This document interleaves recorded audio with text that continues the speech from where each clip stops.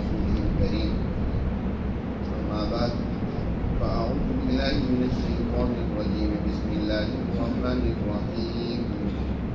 كذبت قوم لوط المرسلين إذ قال لهم أخوهم لوط ألا تتقون إني لكم رسول أمين فاتقوا الله وأطيعون وما أسألكم عليه من أجر إن أجري إلا على رب العالمين.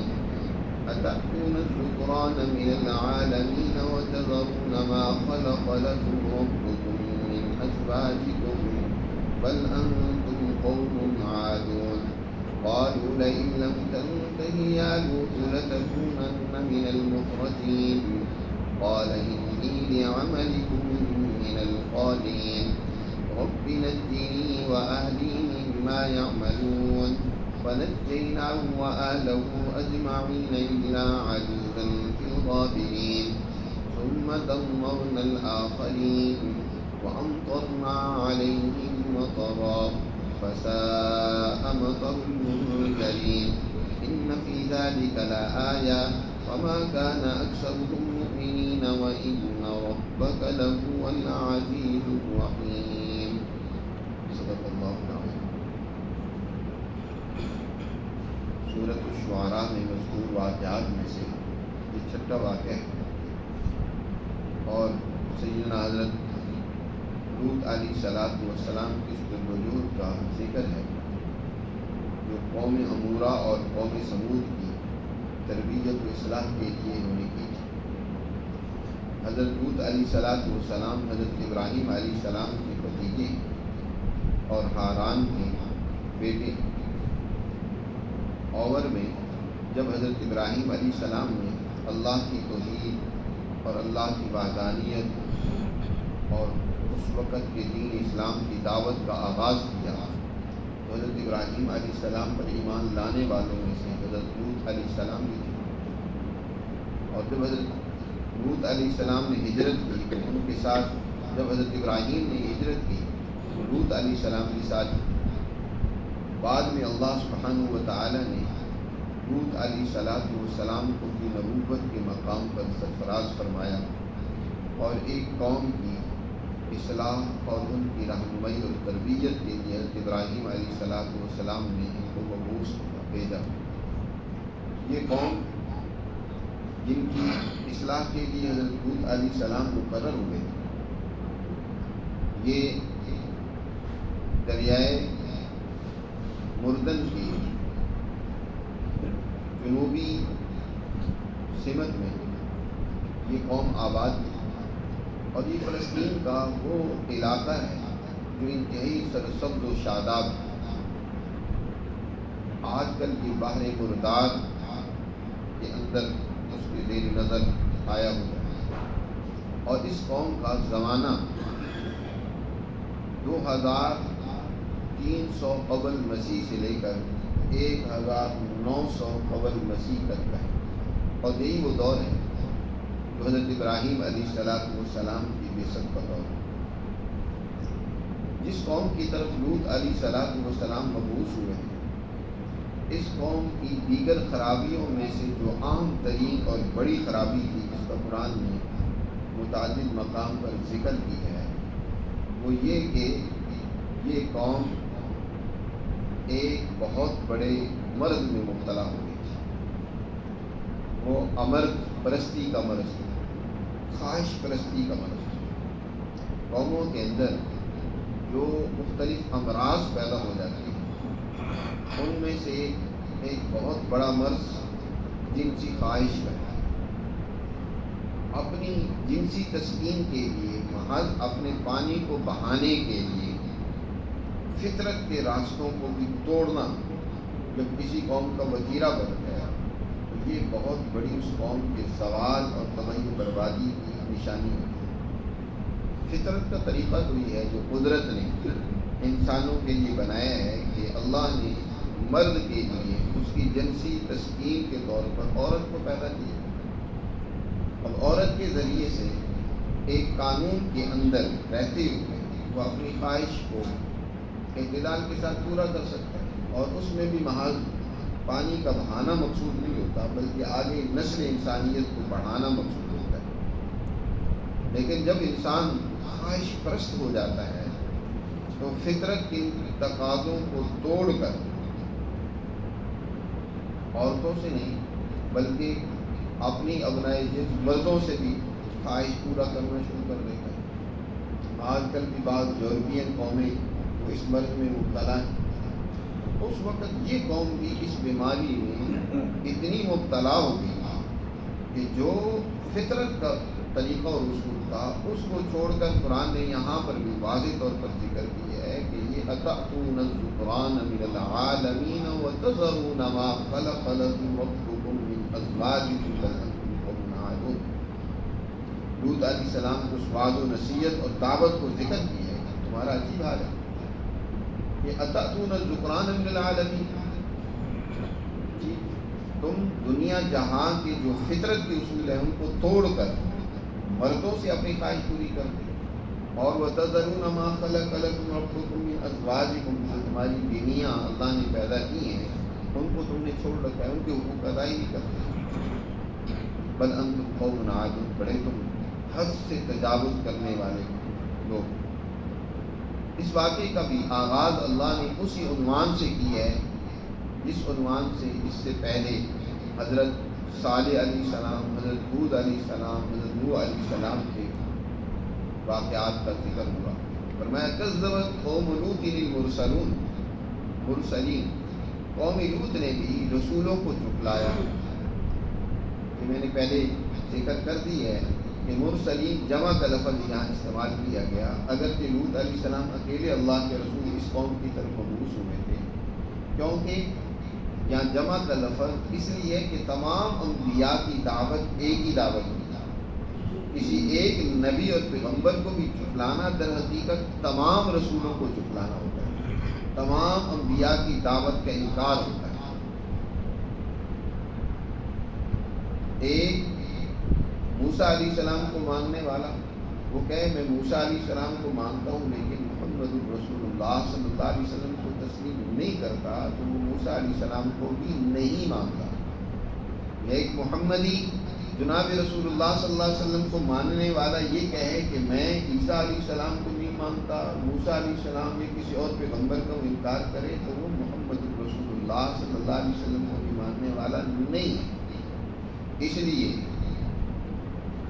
اللہ سبحانہ وتعالی نے مسلمان جماعت سے کہا کہ ہم تمام رسولوں پر ایمان لاتے ہیں۔ ہمارا جو ایمان مفصل اور ایمان مجمل قرآن مقدس کی تعلیمات کی روشنی میں جس کو بیان کیا جاتا ہے اس میں یہ کہ آمنت باللہ وملائکتہ وکتبہ ورسلہ لا نفرق بین احد من رسلہ، تمام رسولوں پر ایمان لاتے اور ان میں سے کسی کے درمیان میں ہم فرق نہیں کرتے کہ ہم اس کو تو مانیں گے اور اس کو نہیں مانیں گے۔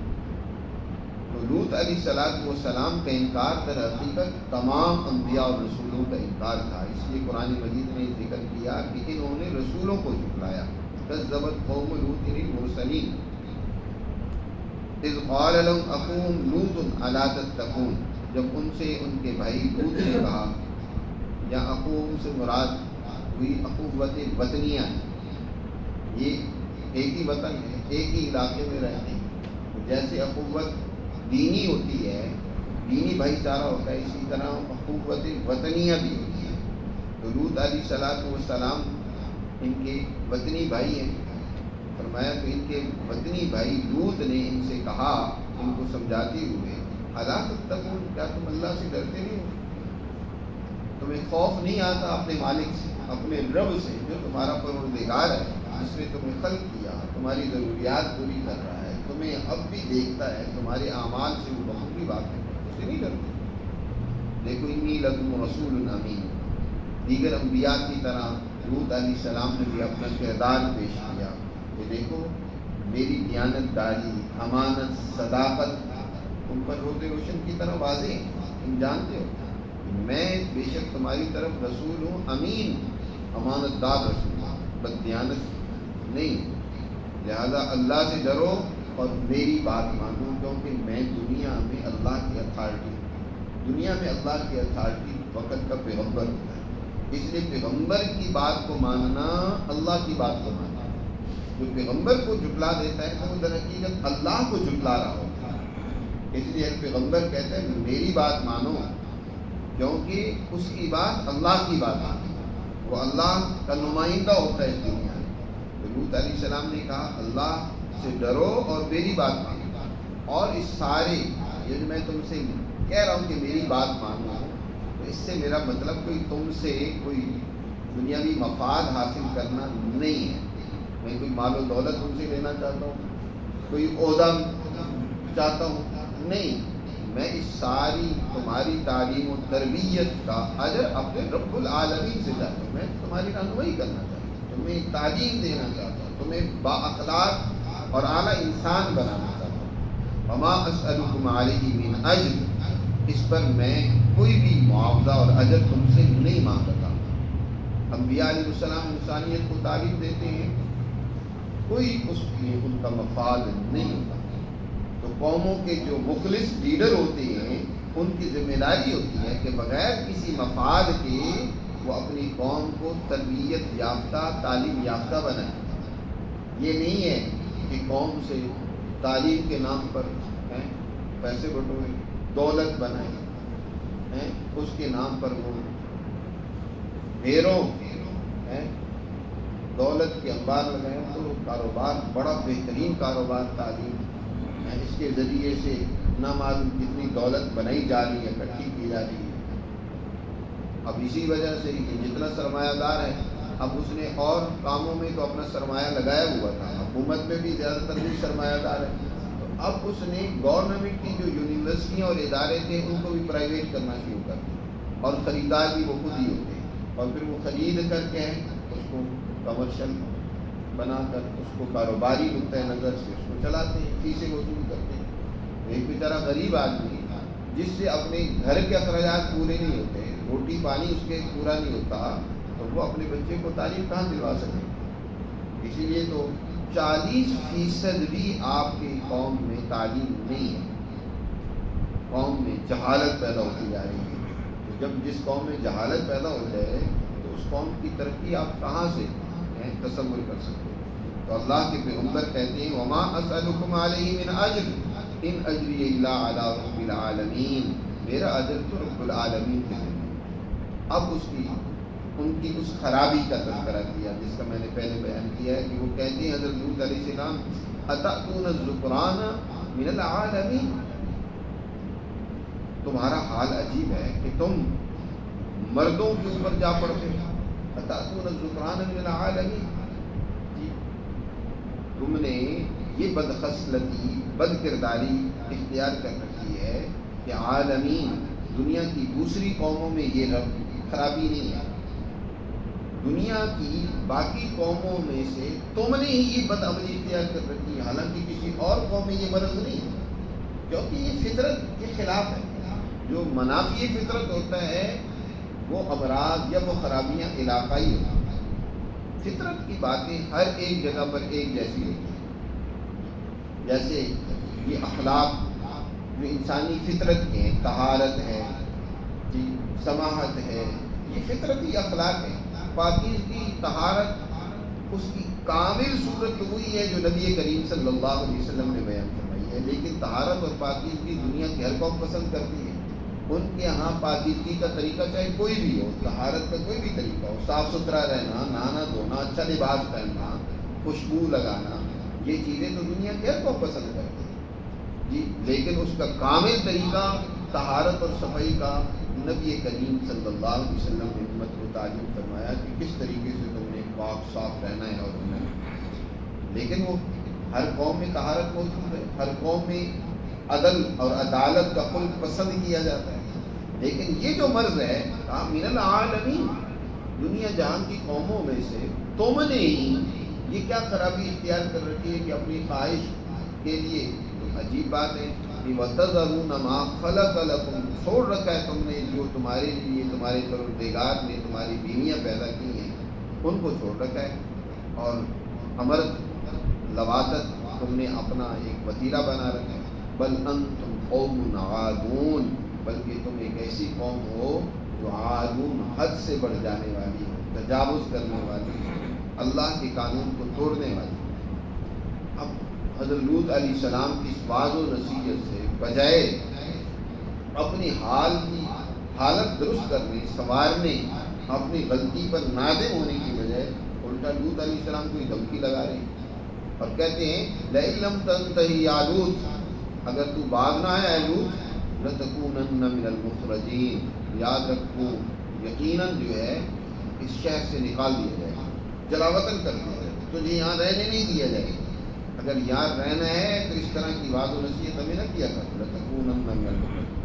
جو وقت کا ظالم ملا مطرف سردار ہوتا ہے نا تو وہ پھر اسی طرح کی دھمکیاں لگاتا ہے کہ اگر تم نے یہاں رہنا ہے تو یا تو ہماری ہاں میں ہاں ملاؤ یا خاموش رہو، ہمیں روکو نہیں، ہماری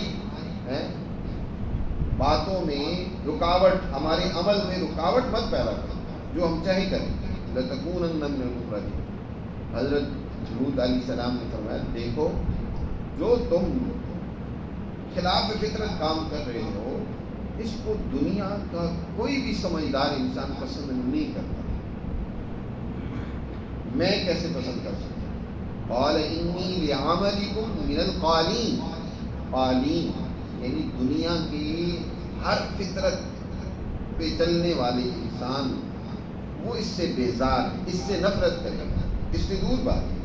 ہاں جس کی فطرت مذہب ہو جائے، انسانیت سے حیوانیت کے درجے میں چلا جائے کہ بعض حیوانوں میں یہ خرابی موجود ہوتی ہے جی کہ وہ اس طرح کے کام کرتے ہیں، وگرنہ انسانی کی فطرت نہیں ہے۔ انی لعملکم، بے شک میں تمہاری اس پر کرداری سے بیزار ہوں، متنفر ہوں دیگر صاحب فطرت لوگوں کی طرح۔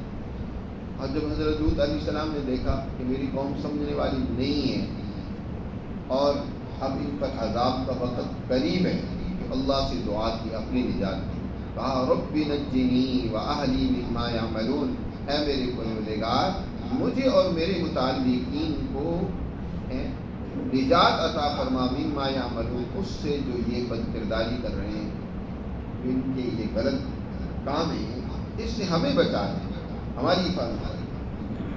ہمیشہ کسی غلط کام میں مبتلا دیکھیں تو اللہ سے دعا کرنی چاہیے کہ اللہ مجھے کبھی اس غلط کام میں مبتلا نہ کرنا، مجھے اس سے بچانا۔ ٹھیک ہے آپ بعض و نصیحت کر رہے ہیں، سمجھا رہے ہیں، لیکن اپنے آپ کو کبھی بھی اس سے مبالغہ نہ سمجھے۔ ہو سکتا ہے مبالغہ کسی کوتاہی، کسی تکبر اور غرور، کسی خرابی اور کمزوری سے تم بھی اس گناہ میں مبتلا ہو جائے، اس لیے اللہ سے دعا مانگ۔ حضرت لوط علیہ السلام بھی دعا مانگ رہے ہیں کہ اللہ مجھے اور میرے متعلقین کو اس بد کرداری کے کام سے بچانا، ہم اس کے قریب نہ جائیں، ہمیں اس سے دور رکھنا۔ مما یعملون فنجیناہ، پھر جو اس کی سزا آنی تھی اس سزا میں ظاہر جب انسان ایسے بد کرداری سے بچتا ہے، اس سے نفرت کرتا ہے، تو اللہ سبحانہ و تعالیٰ جب اس قوم پر سزا نازل کرے گا تو ایسے لوگوں کو بچائے گا بھی۔ تو اللہ تعالیٰ ارشاد فرما رہے ہیں کہ پھر ہم نے لوط علیہ السلام کو وآلہ اور ان کی متعلقین کو سب کو پھر بچایا، اس دن خرابی سے بھی بچایا اور ان پر آنے والے عذاب سے بھی بچایا، الا عاجوزا، لیکن جب اس کا عذاب آیا نا، اس عذاب سے ایک گڑیا لوط علیہ السلام کی اہلیہ تھی لیکن مشرکہ تھی، مشرکوں کا ساتھ دیتی تھی۔ حضرت لوط علیہ السلام کا واقعہ دوسری جگہ مذکور ہے نا کہ جب لوط علیہ السلام کے پاس فرشتے نوجوان کو غرور لڑکوں کی صورت میں آئے تو پہلے تو لوط علیہ السلام نے بھی نہیں پہچانا کہ یہ اللہ کے فرشتے ہیں، وہ بھی گھبرائے، مہمان بن کر آئے۔ اب قوم کو جا کر خبر ان کے اہلیہ نے دی کہ لوط علیہ السلام کے گھر میں تو بڑی خوبصورت نوجوان آئے ہوئے، تمہاری جو خواہش ہے اس کے لیے بڑا بہترین سامان ہے۔ وہ قوم دوڑتی لوط علیہ السلام کے گھر میں آئی اور ان لڑکوں کا مطالبہ کرنے لگی، فرشتوں کا مطالبہ کرنے لگی۔ حضرت لوط علیہ السلام نے بڑا سمجھایا اللہ سے ڈرو، یہ میرے مہمان ہیں، میرے ان مہمانوں کے حق میں مجھے رسوا نہ کرو، تم کس طرح کی سوچ رکھتے ہو؟ لیکن وہ قوم باز نہیں ہے۔ فرشتوں نے کہا اے لوط گھبراؤ نہیں، یہ ہمارے قریب نہیں پہنچ سکتے، ہم اللہ کے رسول اور فرشتے ہیں، ہماری طاقت و قوت جب اس کا اظہار ہوگا نا تو ان کو پتہ چل جائے گا تم ابھی یہاں سے نکلو، اب ہم نے اس قوم کو تباہ و برباد کرنا۔ تو وہ بڑھیا جو ان کافروں اور ظالموں کا ساتھ دیتی تھی، بدخصلت لوگوں کا ساتھ دیتی تھی، باوجود اس کے کہ وہ پیغمبر کی بیوی ہے لیکن ساتھ کافروں کا دیتی ہے، تو اللہ نے اس بڑھیا پر بھی عذاب نازل کیا۔ قرآن نے جہاں بھی لوط علیہ السلام کا واقعہ ذکر کیا ہے وہیں اس بڑھیا کا بھی ذکر کیا، یہاں فرمایا الا عجوزن، بلکہ فرمایا امرأۃ لوط ہے۔ تو قرآن مجید نے فرمایا کہ اس بوڑھیا پر وہی عذاب آیا جب لوط علیہ السلام اپنے متعلقین کو، اپنے گھر والوں کو لے کر وہاں سے نکلے اس بستی اور شہر سے، یہ بوڑھیا بھی ساتھ نکلی لیکن پیچھے مڑ مڑ کر دیکھتی ہے۔ اللہ نے اس کو نعمت کا پتھر بنا دیا راستے میں، یہ اللہ کے عذاب میں گرفتار ہوئی، اس کا قرآن نے یہاں ذکر کیا الا عجوزا فی الغابرین، مگر یہ بڑھیا پیچھے رہنے والوں میں سے ہی ہوگی۔ پھر کیا ہوا ثم دمرنا الآخرین، پھر ہم نے دوسروں کو تباہ و برباد کر دیا اور ان کے اوپر پتھروں کی بارش کی، وامطرنا علیہم مطرا، ان کے اوپر برسائے ہم نے پتھر، یہاں مطرا یا کہیں حجارۃ من سجیل کے الفاظ بھی آتے ہیں۔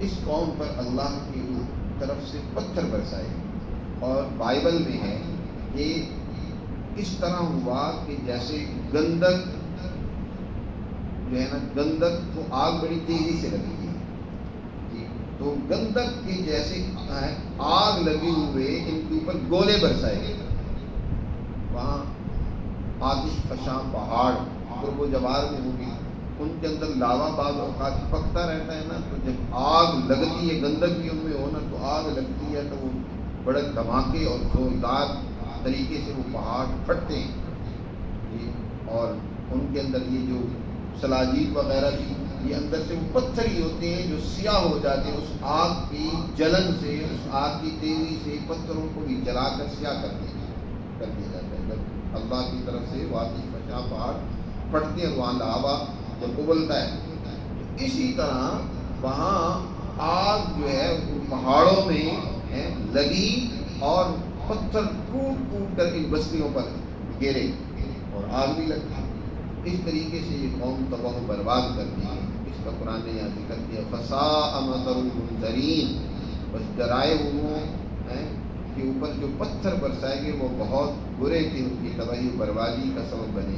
ان فی ذالک لآیۃ، آگے قرآن ہمیں سمجھا رہا ہے کہ بے شک اس واقعے میں تمہارے لیے بہت بڑی نشانی ہے، لیکن حال یہ ہے کہ وما کان اکثر المؤمنین، ان میں سے اکثر ماننے والے نہیں ہیں۔